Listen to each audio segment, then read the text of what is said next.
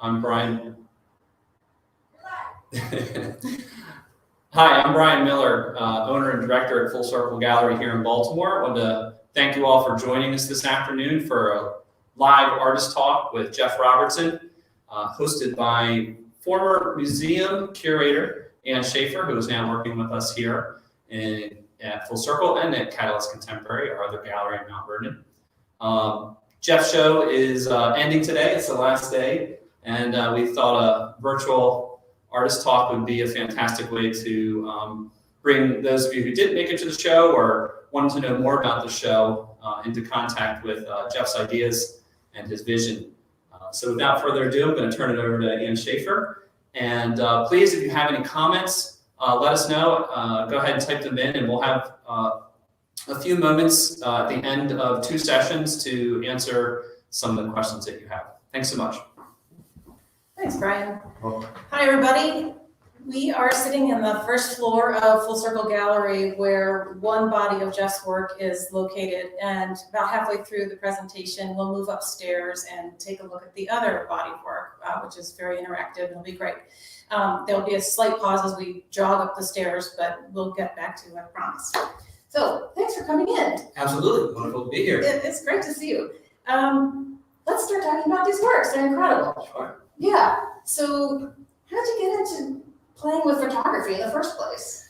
Because I started thinking of photography as just a small hobby on the side, like just kind of taking photos. And for a long time, I never really even put the camera, and this is going to sound terrible, but into manual mode. Everything was like automatic.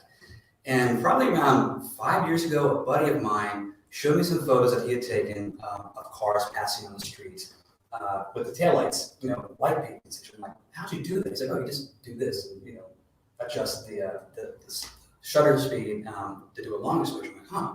So I started really playing with that and really got into the idea of how to present light, how to present different kinds of like stimulus to the camera.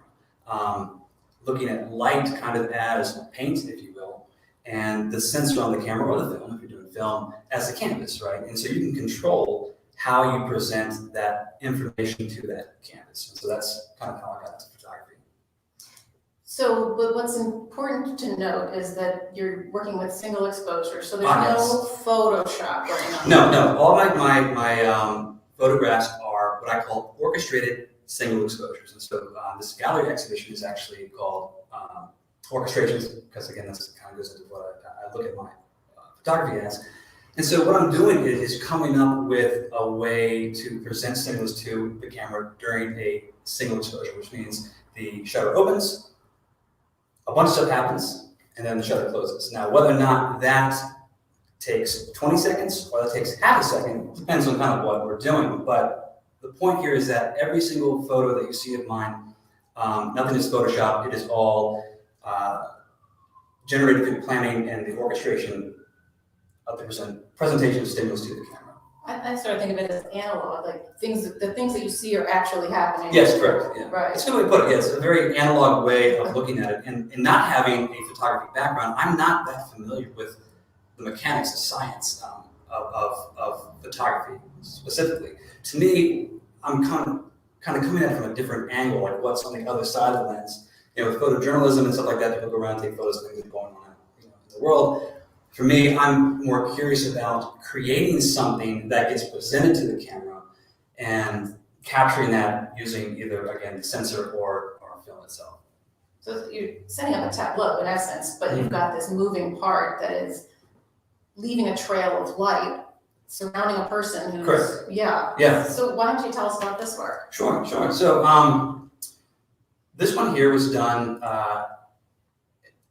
as most of my pretty much all my photographs are done in a controlled setting again. So going back to that idea of like, if I can control how light is presented to the camera, then I can really, control how the end result will come out. And so what you need, up front is some sort of light control room. Right? So we start blacking out, rooms, and we have a light control studio now where we run everything. But going back a little bit to what we were talking about, learning about how to paint with light, one of my very first light painting devices was this guy right here. It's just a simple little dog tag, right, that I put on the end of the string and Just make sure it's in frame here. Yeah, right. And you can swing it around, whatever it is that you're doing. And so that's kind of how this photograph was created, except this is my wife here in the middle, and we have UV face paint on her, which reacts to ultraviolet light. And so it glows fluorescent when presented with like a black light. And so instead of this little guy here being swung around, it's actually a very large black light bulb that went around her.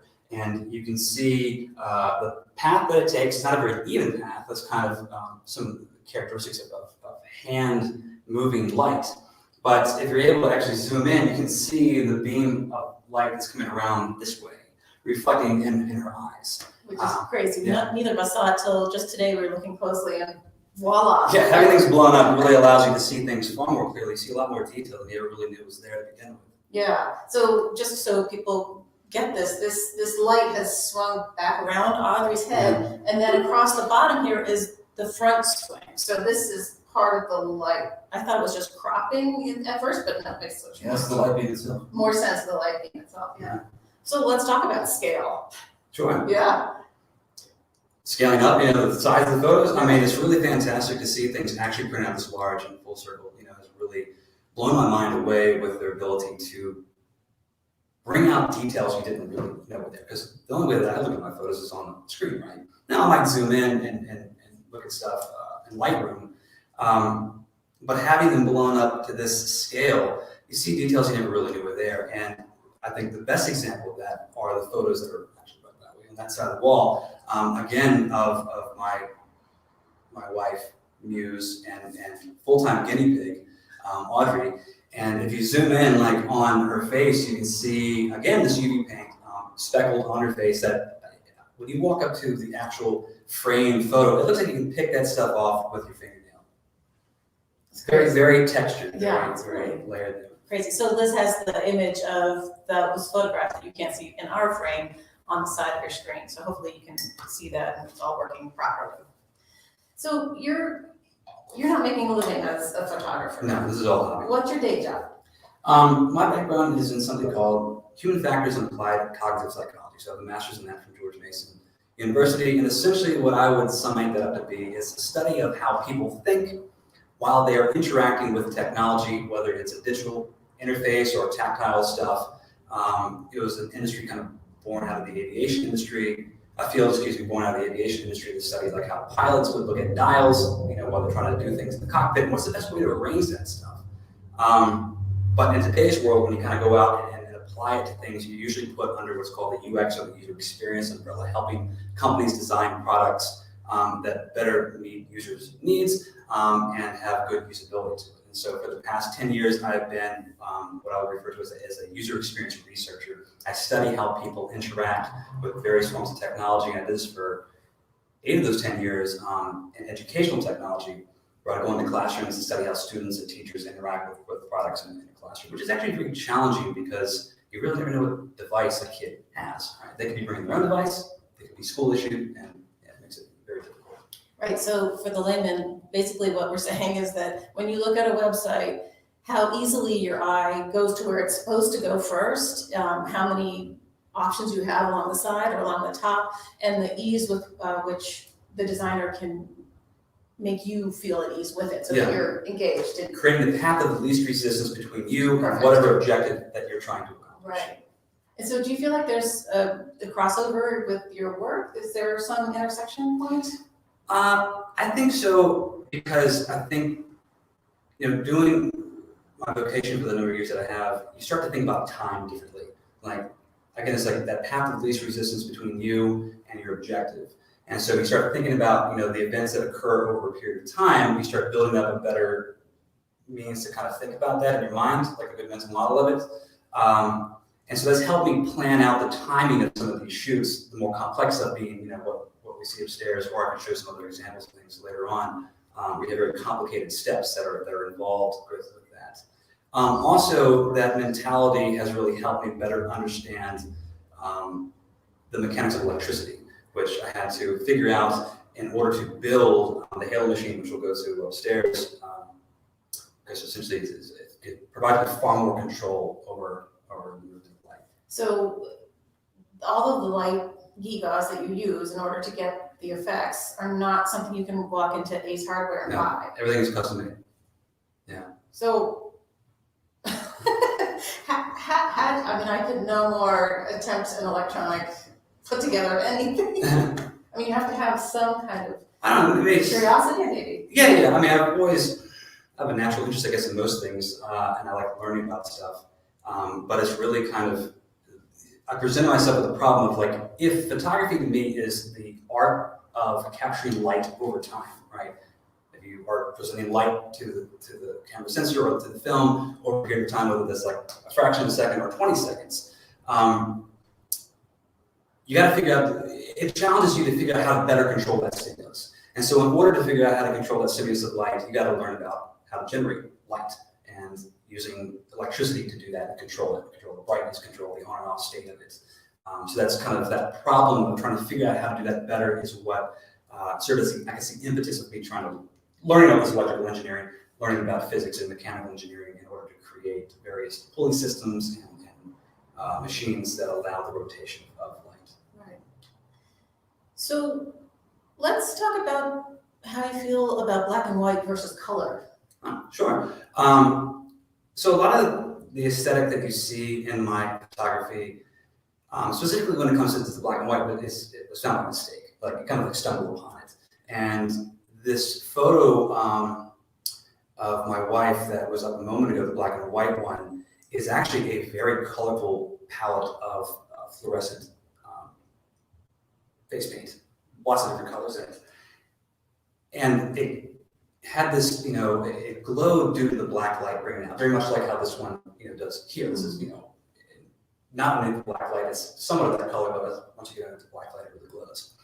And so we took these photos, kind of just, messing around, and we converted them to black and white. It was like, oh, wow, that's nuts, because all of a sudden this colorful paint that's glowing translates into white. And not only is it white, but it has this very glowing, silvery effect to it, as if it is the element within the picture that is emitting the light itself. So that's how I kind of stumbled upon the use of black and white in my photos, is that I just love how it presents this ultraviolet body paint glowing underneath the black light.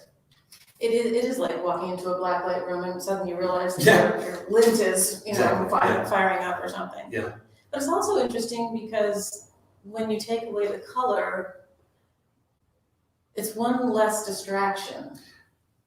Yes, minimalism is another, I guess, very big component to my aesthetic, is getting things down to a very specific thing. And I really love the use of black space. With UX and design stuff, people talk about white space, right?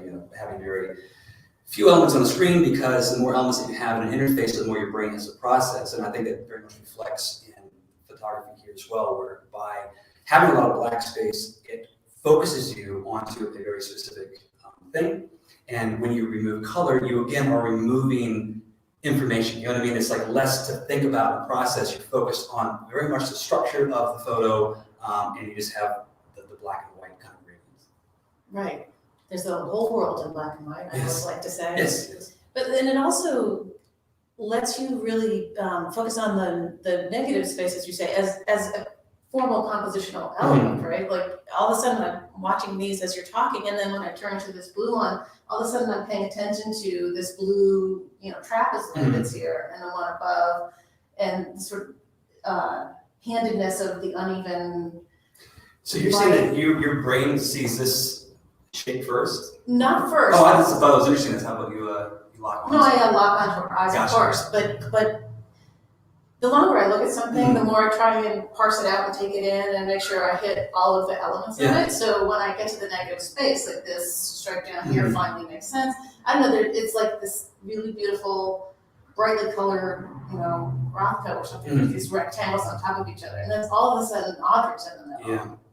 Which I also wanted to ask you about, why people? Why people? Yeah. So I like having a center object, and I think people are always interested to look at it. You have a whole region of your brain called the fusiform gyrus.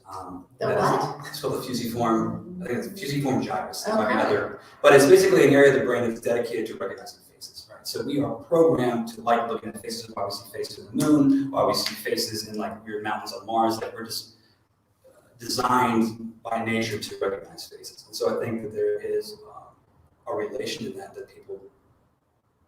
There's a relationship to faces that it provides something interesting to look at. People like looking at faces. So it's a great medium to be the focus of photograph. Because in my mind, when I think about trying to draw or paint with light, I think that I would not arrive at adding people to the mix until way far down the line. So I'm sort of fascinated that you started there. Yeah, I guess maybe thinking about it, like going back to what I was saying, how like my buddy showed me these paintings of like by cars, and then I made this dog tag, started playing with that, and I was like, I need to make sure I black out all the light, and I just built a studio that's all blacked out, and I need something to have there with the light to make it, perhaps because it provided depth, it provided some sort of understanding of the depth. If it's just a bunch of lines, that might not give you as much context, Yes. but with a person, you recognize the scale of it, the depth of what's going on with the movement of light within a three-dimensional space. Because without it, it could look, if you have a really even spinning something, it could look like somebody built it in Illustrator for. Exactly. Yeah. And that's one thing that I hear a lot from people who look at my photos. Like, oh, we just assume that you Photoshop that stuff. I'm like trying to figure out how do I make it apparent that that's not the case, because I feel like that speaks to so much about what this art is. The art is in the mechanics of figuring out how to create this shot within a single exposure. And so to assume that it's Photoshop is a set of bitch. But at the same time, like the thing that's generating it is mechanical, so there's a perfection to that. Yeah. But then you tip over into this commercial sort of perfection. Could it be printed or built in Photoshop or whatever? So that you almost have to step back into the human-handedness of it, like this uneven droop that comes here, to help people understand that it is handmade in its way. Yeah.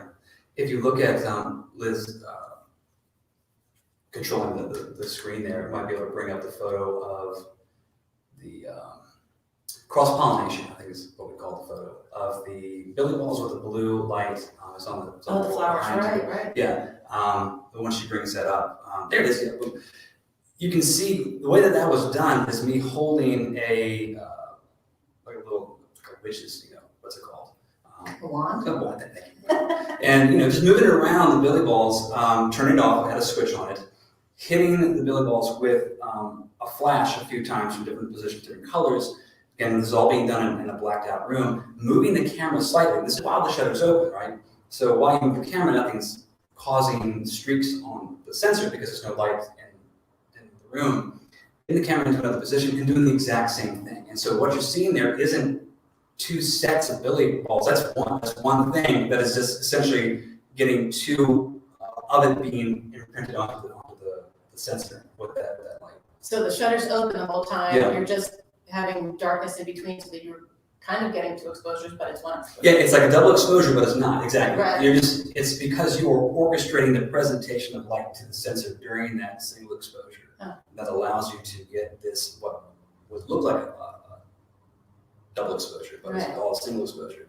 And hopefully the movement of that LED throughout them brings some sort of continuity to it that ties it all together, that shows that this is not really, like, how would you do that mechanically with a double exposure, so those people can see that that's, because those lines are interwoven throughout that stuff, you can tell it's not layered.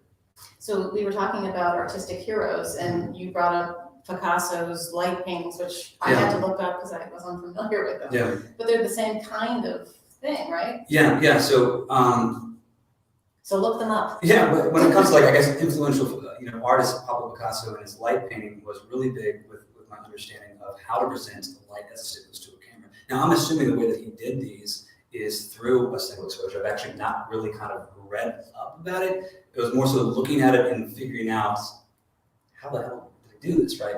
And what he must have done is being in a blacked out room, and he starts drawing with a light on the end of the thing. And as he's doing it, he will hit himself with a flash as he's moving along. And I actually have a photo of a good friend of mine and subject, Jeff Stern, he's a percussionist, demonstrating this in a way. I'll just kind of bring it up here.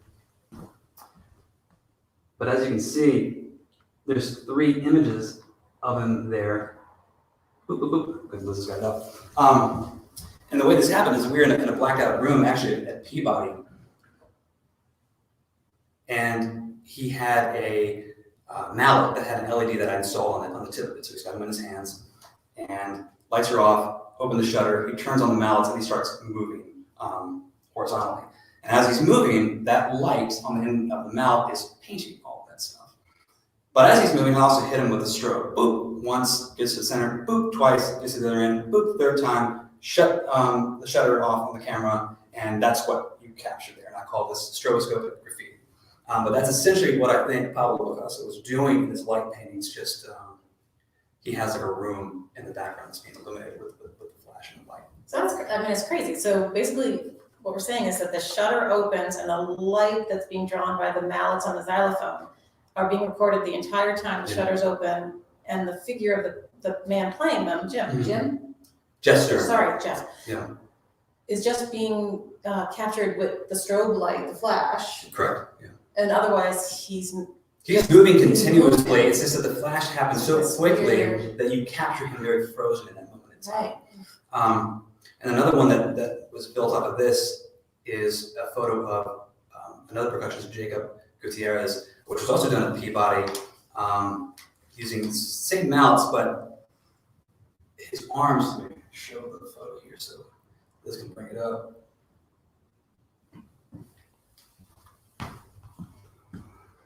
This guy right here. Oh, that's fun. So what you can see on, I guess the best way to explain this is from a step-by-step operation standpoint. Lights are off. He turns on the mallet with the LED and he just starts swirling around the timpani. That's what caused that light painting there. Turns it off, completely dark room. He gets in a position like this. And I'm like, all right, ready, 1, 2, 3. And I hit him with the flash. I think what was it? Yeah, 3. As he moved his arms down, so bop, bop, bop. That's what created that. And then close the shutter. That's what is captured there. And just something that I've noticed both with Jacob and with Jeff is that percussionists are very, very good at holding themselves still. Because in order to do this with flashes, you cannot move your face. Second, you move your face slightly, the second or third flash or how many you're doing would cause blur. But because they're so good at holding themselves still, I'm assuming from years of doing this, they're able to keep their faces very, very clear while their arms move. Which brings us to another theme that I keep finding through the whole body of work is this idea of performative art. Mm-hmm. You know, because you have a person who's posing for you and sometimes moving or sometimes not, that there's a performance aspect to it. Yeah, and I find it really fascinating and wonderful that you have performers performing it. Why do I have performers, I guess is what That's you're a great getting. question. All right, so my wife is the associate concertmaster of the Baltimore Symphony Orchestra, which for those of you who are not familiar with this terminology, which I was not until I met her, that means second chair violin. And so taking photos of her, posting them on Instagram and stuff like that, her colleagues started to see them and were like, oh, that makes for a very different kind of headshot. And so I think my very first, client was Chelsea Knox, who's now the principal flautist for the Metropolitan Opera. She was at the BSO for a while, and she's up there. And we did some light painting stuff with her, but that helped, I guess, precipitate more musicians coming to me for headshots, such as Geoff Stern and Jacob Gutierrez. But it's a nice conceptual circle, really. Yes. Yeah. And with the Hail Machine project, which we'll get to when we go upstairs, like my idea was to continue the idea of bringing in creatives of some sort, whether they are musicians or they are performance-based people, or they have other kind of creative jobs, such as construction and project management, stuff like that, which if you think about, really takes a lot of creativity in mind to be able to control those kinds of variables. Bringing those kinds of people in as the subjects, again, keeping the theme of having people as my subjects. Yeah. So I'm not sure how much time we have. We got 2 minutes. Hey. Liz, can you bring up the one of the rainbow colored Yes, this would be multiple great one. faces, which is one of my favorites? Yeah. And can you touch on it briefly? Yeah, so this is our good friend Bree, and she actually, like many of my subjects, met on Instagram, right? Just connected with them on Instagram and had them come over to be subjects. But this came about during a time when my wife, who was working on her doctorate at the time, I mean, was part of the accomplishments, was doing some recital performances and was doing one of them that is from a living composer named Steve Reich, who brought this thing called minimalism, I guess, to classical music. It's really cool. You listen to stuff that sounds like a synthesizer kind of working. But the specific piece that she was playing had something to do with phasing the violin together, and it required her to learn how to use like a loop pedal to record her violin and then layer on top of it. And so from this, I just kind of had this idea of the layering and the phasing of things together. I had already learned what I learned from Jeff Stern and Jacob Gutierrez in terms of the strobe stuff. So I wanted to apply to that. And so what I did was build a little cart with some wheels on it. I had Bree come over and she sat on the cart, and I pulled it. I got a video of my dog like on a cart. I'll show it. But me pulling it, and also at the same time hitting the subject as they move with a flash. But in order to get these different colors, I built a box that had these different color gels on it. And so the flash, you moved it down the box. And so the bop, bop, bop, bop, bop, you just get these different colors while the subject is moving. And it caused this amazing phasing effect. So the title of this is Rainbow Phasing. My God. Again, all done in one exposure. I love it. It's like, idea, I'm gonna build it. Yep. Let me get it. And what I learned from that, though, is also why move the subject when you can move the camera, right? It's like I hadn't mechanically hit my head yet, and from that I kind of realized it'd be a lot easier just to move the camera. So the other photos that's back here, I'll bring it up, is also in a similar manner, but in this case, what's being done is moving the camera instead of the subject. Right. So hit him with a flash, this being a black light flash, moving the camera slightly, hitting with the flash, and I think it was done 4 times. And all this string stuff that you see there is fluorescent string that's kind of mounted within a grid system in our studio. Okay. All right, so it's time to break. We're gonna run up the stairs and meet you on the 3rd floor. So stay with us. You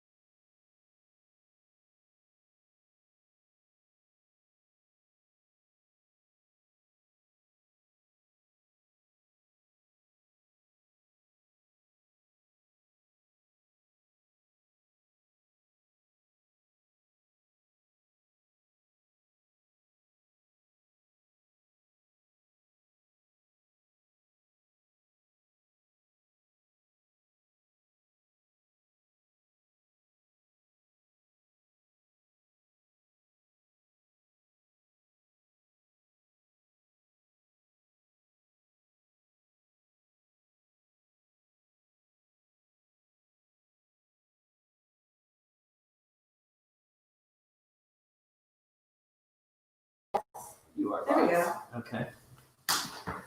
Mic not fit, so excuse me. Are we going? Go for it. Okay. We're good? All right.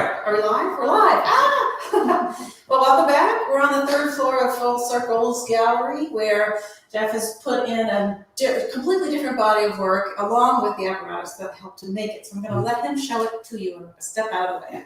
So just kind of going back a little bit, we talked about the idea of photography to me being the art of capturing light over time. And so it's all about how do I better present light to the camera during a long exposure photograph.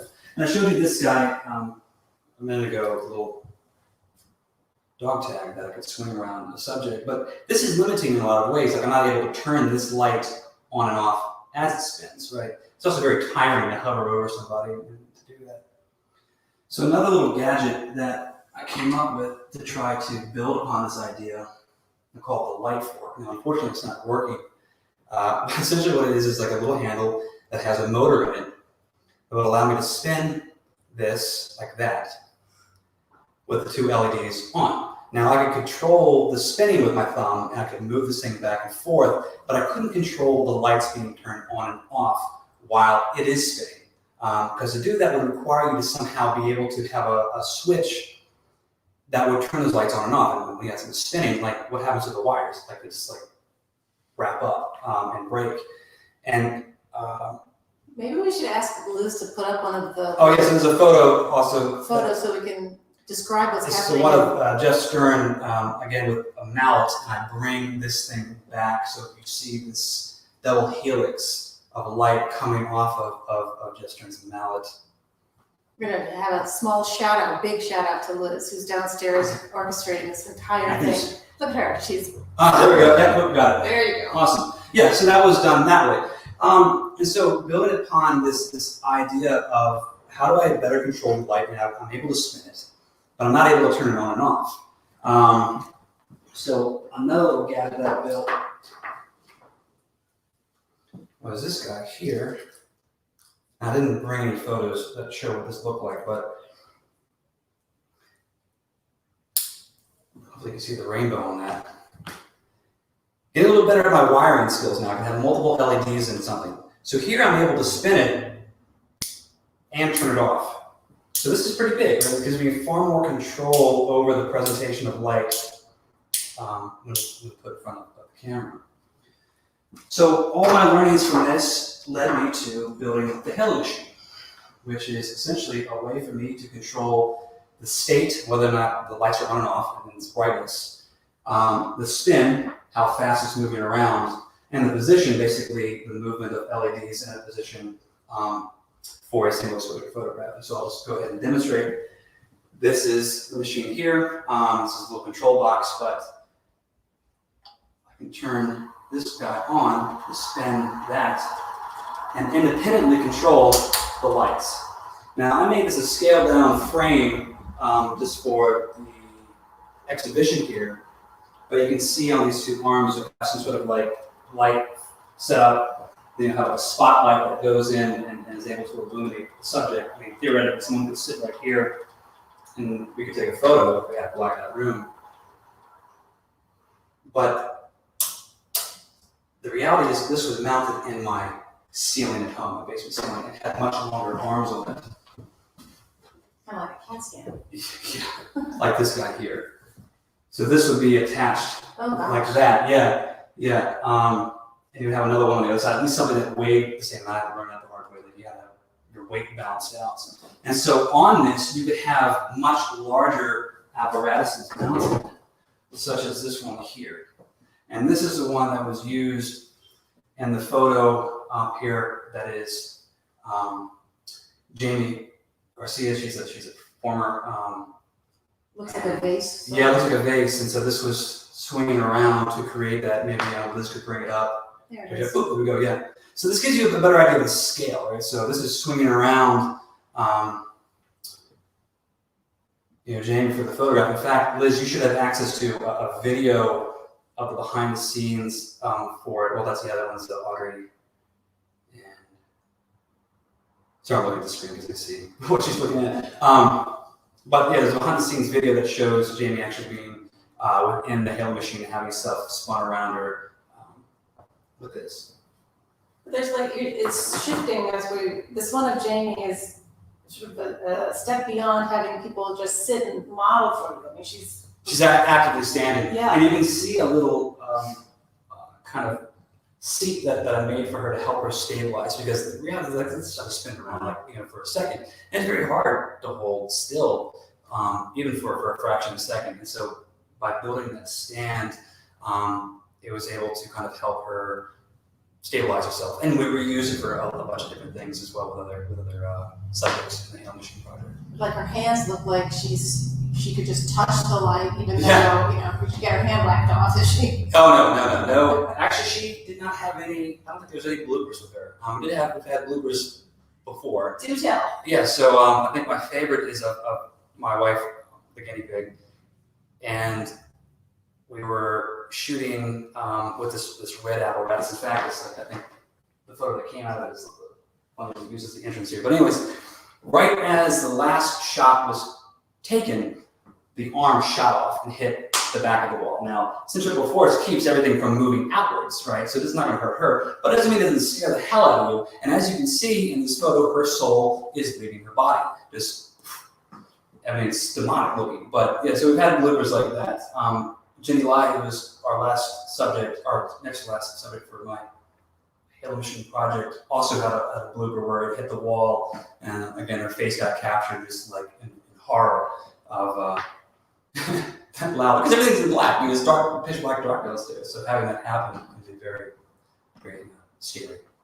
And some of them, like this young gentleman who's got the red rings around him. Yes. It's becoming they're becoming sculptural in their contours, I guess. Yeah, that's actually probably the most complex piece that I built. This is like 4 arms that have lights on, LED lights, to create this sculpture, as you said. But it is very sculptured, and also that one spotlight to accent his face. We've learned through trial and error that you have to have a spotlight to help bring out people's faces, otherwise they'll be blended in.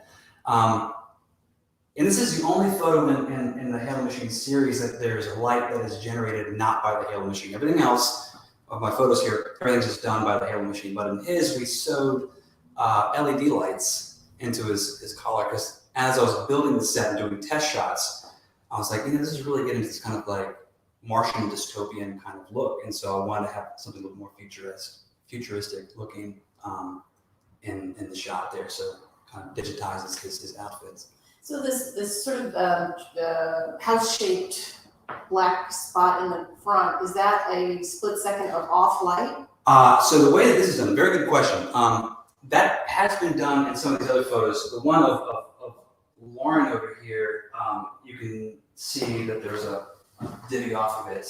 But for him, that's actually created because there was 2 adjacent sets of light. One side of the Hail Machine had the stack of 3, while the other side just had that 1 stack. And so what you're seeing is not a full rotation, just a partial rotation of the whole machine. And so you get that gap right in the front. So it's 1 rotation. I would say that's like whatever that length is, about half a rotation. Half a rotation. Yeah. How fast are they going? So I built a machine to be able to go at a max about 120 RPM, so 2 rotations per second, but that's terrifying. It's spun around that fast. And so most of these photos are done at about 60 RPM, 1 rotation per second or less. So 1 Mississippi would be 1 complete rotation. Is there a moment at which it's too slow to get captured, even if the shutter is open for 20 seconds or whatever? Like, could it inch along and Oh yeah, absolutely. Okay. But the thing that I've learned is that you want to be able, another thing that went into the design of this is the idea, like, I gotta be able to move this very quickly, because the longer you keep it open, the more chance of the subject moving slightly is added into the mix. And so you want to be able to do the fastest exposure you can to minimize the chance of the subject moving, despite it's possible to stand perfect still. And so I would say most of these photographs are less than 1 second in exposure time. I would say it's probably 0.5 to 0.8 seconds in terms of the full length of the exposure. But it could be, I wonder, I mean, not to tell you what you should photograph next, but like moving people and moving light, to like two very different effects of movement. If you can integrate them I'm sure you could integrate them in a really cool way. Oh yeah, have people move to actually blur them together? Yeah. Yeah, that's totally possible. Very totally possible. And you could do something where you're not just blurring them, but also using a quick flash at the end of the exposure to capture them in a very clear way. Okay. So it's like a running guy with his like shooting out. Exactly, and the very last one is very clear. Right. The only way to do that is to capture, like you have the shutter open, there's some light illuminating him as he moves, he or she, or they, moving, and at the very end, you hit him with a sharp flash to capture them right on that last one. What's next? I feel like you're never satisfied. I feel like you're gonna build something else. Yeah, I got a lot of ideas. I think I want to start introducing that whole phasing concept that we discussed downstairs to this, and so that you have phased subjects with rings around them in some way, shape, or form. Also, the use of other kinds of lights, not just these LEDs, but perhaps even tube lights, though they make LED-based tube lights now, because if you were to do that, it would create a very different color. To kind of go on a tangent with that, if you can bring up the photo of Lauren, you can see a very different LED light effect here, which is we had a strobe light that we just kind of crisscrossed, into one of the arms on the machine, and it created this very smooth layering of red, because it was red. And I thought that was perfect for Lauren, because she is in project management and construction. And so one of the feelings that I get from this photo, I guess it's actually in frame, isn't it? Okay, so people can kind of see it to some degree. Yeah. It's kind of like these rigid, structures underneath. Like I think about cement that is got that what's the word I'm looking for? I wish I had it. The knowledge of reinforced iron rods within cement. Rebar. Say it again? Rebar. Rebar. Oh yeah. So it's kind of like this rebar in here with smooth concrete on top of it. And so I was very, very pleased with the way that effect came through in this photo, because it's really the only one up here where I didn't use individual LED lights. Sorry. Yeah, no worries. All right, the boss asked me to get back in the frame. All right, here I am. So, there's something, you're creating light halos around people. So there's this, they can edge toward more than a person sitting with light. There's a kind of a spiritual-ish, whatever your spirit thing is, I'm not going to prescribe anything to you. But there's this kind of ethereal, otherworldly, because light isn't capturable solidly, that there's this kind of, it's like you're in this plane in between real and not real. Yeah. Is that accurate? Yeah, exactly. To me, what you're doing is you're capturing a duration of time in a static way. Again, photography is the art of capturing light over time. Now, that most photographs people take like that, like the time is a very small fraction of a second, whereas mine are a little bit longer. Again, like here, not even really a full second, but again, what you're doing is you're representing a duration in time in a very static photo, and I think that's what really kind of helps create that surreal look to it. I love the photo of Bree, the black and white one that's up here. Oh, we're already up.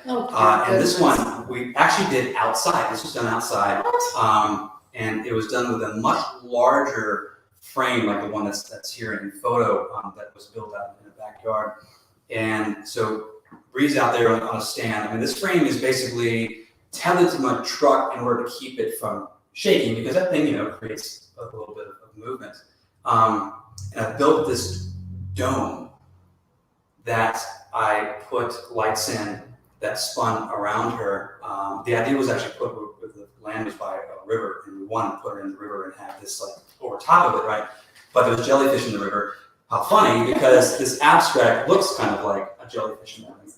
And this was probably the shortest shoot that we did, because the bugs were so bad, and Bree, such a trooper, and love her to death, because she puts up with me, set out here with these bugs, attacking her, but she held steady, and we were able to get this shot done with it moving around her. And the lights that were in this rig were black lights, they were UV lights. And so her wearing the fluorescent face paint and also these rings that were made out of string that was fluorescent, she helped me kind of make them, would glow underneath the black light, and that's why you get this kind of glowing effect from it, the silver jellyfish.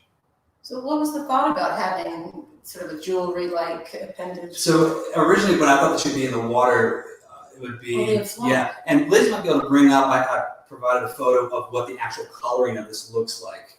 You can see the colors of the strands, and then kind of the purplish black light hue to there's a video of it moving around her. Oh, cool. But there should be a photo too in there. That's cool. That actually shows the an end result photo. But I wanted those things kind of like floating in the water, having the light around the water reflecting. But that's I know this looks funny, but you're looking at the photo. Yeah, I'm looking at the photo next to us, so it looks like I'm looking at you. Sorry, people. I love this one because it looks, it's sort of timely. Like it looks like one of those bubbles that we all need to build so that we can navigate life, in the pandemic. Like it's this, or what are those? Do you remember those clear bubble umbrellas that kids that came down really far? Mm-hmm. That's what I sort of see here. Yeah, that's what I was hoping. It's kind of the what was it, Witch of the North in Wizard of Oz, the Good Witch of the North, right? That came down in the bubble. Like I was just in my mind, I was trying to get that, but was that what the name? Yeah. Glinda, yeah. But unfortunately, I wouldn't be able to get that size built with the frame that I wanted to use because I'm limited in the frame. I was holding a hail machine in order to get a shot. I couldn't make a bubble that big. But that would be cool. Yeah. That might be on the list to do. We have a question. Oh, we have a question. So the question is, how tall is the ceiling in the room where the halo machine is set up? So this may also relate to this, even though that was a question from earlier. Very short. I would say maybe 7 feet. Yeah. Where the bottom Is this to the ceiling? Yes, it was mounted up into the rafters. It's out of the basement, Right. And so it was just high enough that I could fit underneath it. And I'm 5'8", 5'9", depending on what shoes I'm wearing. And so really not that tall. And so it'd be very hard to get a large person in there. But for Bree, she's actually up on a tall, like a pedestal that's raising her up so to get this better kind of angle. But in order to do that, I had to have this very massive frame set up, holding the machine as it's spun around her in order to get the camera far enough back and be able to get a crop like that. I still can't quite conceive of this idea of shooting outside. Yeah. Can you describe that again? Because I'm like, I don't think obtuse or something. Like, how did that work? So if you look at this frame here, you can think of it as a model for it, what the hell machine is on right now. And it's made out of the same material, but imagine this being these two poles there as a triangle that is about 10 feet tall and about 20 feet from the other one. And so then there's a big hole between the two of them. I think of it like a swing set that you see on a playground, right? And in the middle of it is that. And then on that is mounted the light rig. And everything is run off of batteries, and I did it on purpose so that it could be mobile, so that I could take it outdoors if I wanted to. And so that's how it was done. I wish I had a photo of it, unfortunately. But it's imagine a big frame that would normally hold like swings on a swing set, but in the middle of it is that machine with wires running off of it that go down to my truck bed where I have all my control panels, because the truck needs to be there to hold, it's like strapped to it to keep it steady, but also so I can have control panels to turn different lights on. But and clearly it was the middle of the night or something. The lights are gone. Yeah, I don't know what time it was. No moon but, or something. No moon. No. I mean, shadows help a little bit, like adjusting shadows, but yeah, it was dark out at that point. That'd be really cool. What else should we talk about? What time is it, Audrey? It is 10 up. Okay. Are there any more questions? I don't think so at this point. Not to worry. Anything else we want to talk about? Let me talk about another idea that I have with this. Is like the halo machine is moving in a very fixed pattern like that. From what I've learned about mechanics and everything, there's a way that I think that I could create. Think about it as like 3D printing. I don't know if I've ever seen a 3D printer move, but it allows you to put, it pinpoint different places in a three-dimensional space. But the ability to move light around in 3 dimensions like that is something that I've been looking into building. So instead of just having like one circle, right, this line could move all over the place around. And it would be it wouldn't just be Yes, wouldn't up be down, it would be. Yeah, it could move outwards, it could move around, it could move up, down, not just like this where when it's swinging. These lights, they can only stay on that plane. Right. This would allow it to move, but these lights could come up and down or come out at the same time, allowing you to create more complex shapes. Animatronics. Mm-hmm. I'm gonna send you to the Jim Henson lab. Wow. Yeah, that's the question. Well, anything else we should talk about, or should we wrap up for the day? We can go ahead and wrap up. Yeah. All right, so thank you so much for coming in to talk on your last day of the show, which is so sad. We're all sorry to see you leave. Full Circle's been proud to have you in, and we hope to have more stuff from you in the future. Absolutely, it's been a great experience. Yeah, oh, that's great. And to all of you, thank you for joining us today, and we hope you have a great weekend.